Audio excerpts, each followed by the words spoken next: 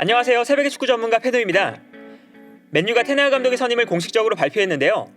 테나흐는 다음 시즌부터 새 시즌 동안 맨유를 이끌어가게 됩니다. 오늘은 테나흐 감독이 맨유를 이끌게 되었을 때 테나흐가 어떤 유형의 선수들을 좋아하는지, 그리고 테나흐 감독과 맞지 않는 선수는 어떤 선수인지 살펴보려고 합니다. 테나흐 감독은 기본적으로 랑닉 감독처럼 수비 라인을 높게 끌어올리고 전방에서 강한 압박을 시도하는데요. 이때 중요한 것은 넓은 뒷공간을 커버하기 위해서 수비수들에게 빠른 스피드가 필요하다는 것입니다. 현재 아약스의 팀버와 마르티네스, 과거의 더리우트 같은 중앙 수비수들은 빠른 스피드로 수비 뒷공간을 커버하는 데 뛰어난 선수들이었는데요. 따라서 아약스의 패스맵을 보면 이처럼 수비 라인이 굉장히 높게 형성될 때가 많습니다. 그리고 최근 맨유의 패스맵을 보면 랑닉 감독 또한 강한 전방 압박을 시도하는 만큼 맨유도 수비 라인이 높게 형성될 때가 많은데요. 그러나 여기서 문제는 바란처럼 스피드가 빠른 선수는 수비 뒷공간을 훌륭하게 커버하지만 맥과이어나 린델로프는 스피드도 빠르지 않고 민첩성도 좋은 선수들이 아닌 만큼 랑닉 감독 체제에서 넓은 수비 뒷공간을 커버하는 데 어려워하는 모습을 보여주고 있다는 것입니다.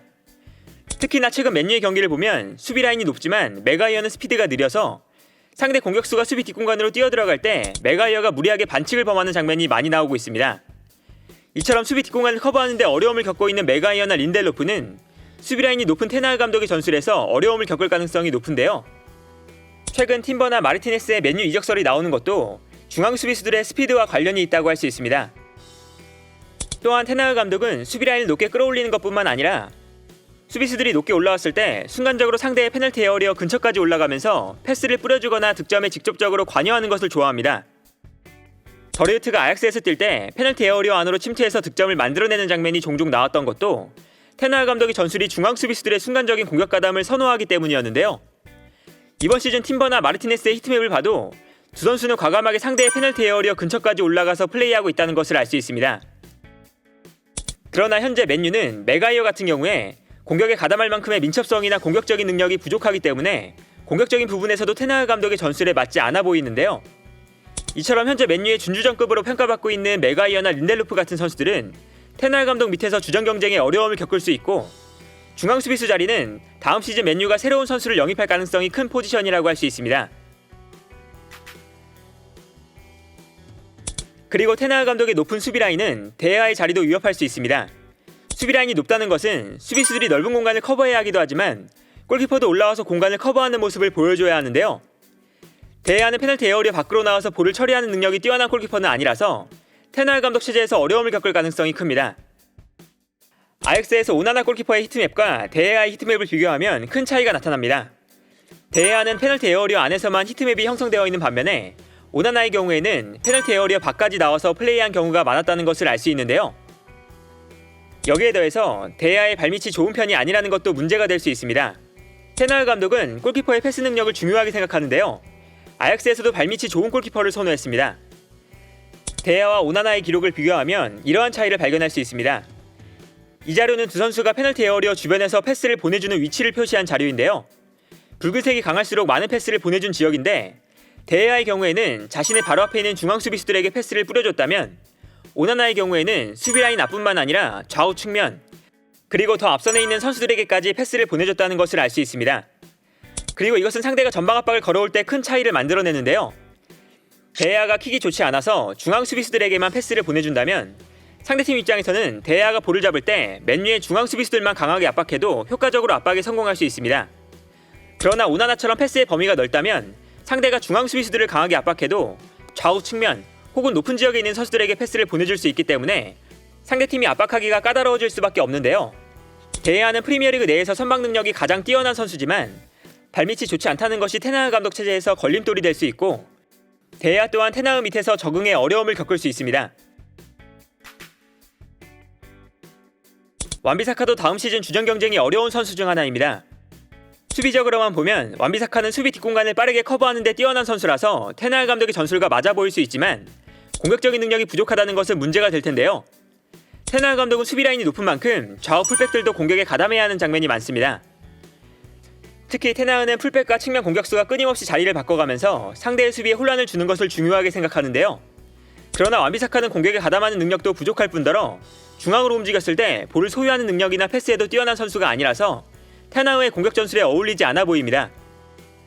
현재 아약스의 좌우 풀백인 블린트와 마즈라이, 그리고 완비사카의 히트맵을 비교해보면 큰 차이를 발견할 수 있는데요.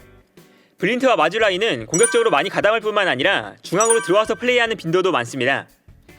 하지만 완비사카는 공격에 가담하는 플레이도 적고 블린트나 마즈라이처럼 중앙으로 들어와서 공격 작업에 참여하는 횟수가 훨씬 적은데요. 패스 횟수만 비교해봐도 완비사카는 90분당 47회의 패스를 기록하고 있지만 블린트는 90.4회, 마즈라이는 60.6회로 완비사카에 비해 훨씬 더 많은 패스 횟수를 기록하고 있습니다.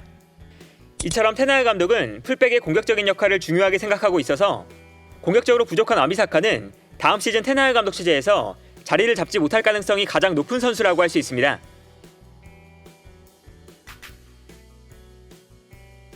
맨유는 중원에서도 큰 변화가 예상되는데 기본적으로 테나흐는 중앙 미드필더의 공간 침투를 공격 상황에서 적극적으로 활용하는 감독입니다.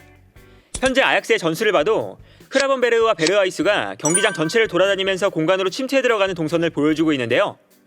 특히 측면 공격수가 측면으로 빠지면 중앙으로 침투해 들어가기도 하고 측면 공격수가 중앙으로 들어오면 측면으로 빠져나가는 플레이도 자주 가져갑니다. 베르하이스 같은 측면 공격수를 중앙에 배치하는 것도 측면으로 빠지는 플레이가 많기 때문인데요. 이번 시즌 베르하이스와 크라번베르의 히트맵을 봐도 두 선수가 공격 지역 전체를 활발하게 돌아다녔고 무엇보다 측면으로 빠져나가는 플레이가 많았다는 것을 알 수 있습니다. 이러한 특징을 생각하면 현재 맨유의 중앙 미드필더인 프레드와 맥토미니는 공간으로 침투해 들어가는 플레이도 부족하고 측면으로 빠져나가는 플레이는 더더욱 부족해서 테나흐 감독의 전술에는 맞지 않을 가능성이 높습니다. 반면에 임대를 떠난 반더비크 같은 선수는 다음 시즌 좋은 활약을 보여줄 수 있습니다. 반더비크는 공격 상황에서 볼터치나 기술적인 면이 부족하지만 공간으로 침투하는 능력이 뛰어난 선수라서 이미 아약스에 있을 때 테나흐 감독 밑에서 좋은 활약을 보여줬는데요. 솔샤르나 랑닉 감독 체제에서는 선택받지 못했던 반더비크가 다음 시즌에는 자신의 장점을 살려서 주전으로 도약할 기회를 잡을 수도 있습니다. 호날두 또한 다음 시즌 테나흐 감독이 전술에 적응하는 걸 어려워할 수 있습니다. 기본적으로 테나흐는 전방 압박을 중요하게 생각하는 감독인데 맨유는 현재 프리미어리그에서 90분당 전방 압박을 29.8회, 리그에서 17위에 해당할 정도로 압박이 좋지 않은 팀이고 호날두는 팀 내에서도 압박이 가장 적은 선수입니다. 기록을 비교해봐도 현재 아약스의 최전방 공격수인 알레는 챔피언스리그에서 90분당 9.73회의 전방 압박을 시도했는데 호날두는 90분당 2.94회의 전방 압박을 시도했습니다. 챔피언스리그라는 동일한 무대에서 두 선수의 전방 압박 횟수는 큰 차이가 나는데요. 당연하게도 다음 시즌 테나흐 감독의 강력한 압박 전술에 호날두가 적응하는 데에는 큰 어려움이 있을 것으로 예상됩니다. 또한 플레이 스타일을 생각해봐도 테나흐 감독은 최전방 공격수 자리에 타디치처럼 제로톱을 사용하거나 알레처럼 신체 조건이 좋고 포스트 플레이에 능숙한 선수를 기용합니다. 타디치를 활용할 때는 타디치가 중원으로 내려와서 팀의 공격 작업을 주도하거나 빌드업에 적극적으로 관여할 때가 많고 반대로 알레를 활용할 때는 선수들이 침투에 들어갈 때 알레가 볼을 떨어뜨려주는 역할을 맡으면서 공격을 전개하는데요. 그러나 호날두 같은 경우는 내려와서 빌드업에 관여하거나 포스트 플레이를 잘하는 선수가 아니고 공간으로 침투에 들어가는 유형의 공격수이기 때문에 테나흐 감독 체제에서 호날두가 최전방 공격수로 활용되기에는 어려움이 있지 않을까 합니다. 오늘은 다음 시즌 테나흐 감독 체제에서 어려움을 겪을 가능성이 높은 선수들을 살펴봤는데요. 랑닉 감독 체제에서도 맨유의 선수단이 수비 라인이 높고 강한 압박 전술에 맞지 않는다는 것이 나타났기 때문에 다음 시즌 맨유의 선수단에는 큰 변화가 있지 않을까 하고 어떤 선수들이 살아남을지 예상해보는 것이 다음 시즌 맨유의 축구를 보는 재미가 아닐까 합니다. 오늘 영상은 여기까지고요. 시청해주셔서 감사합니다.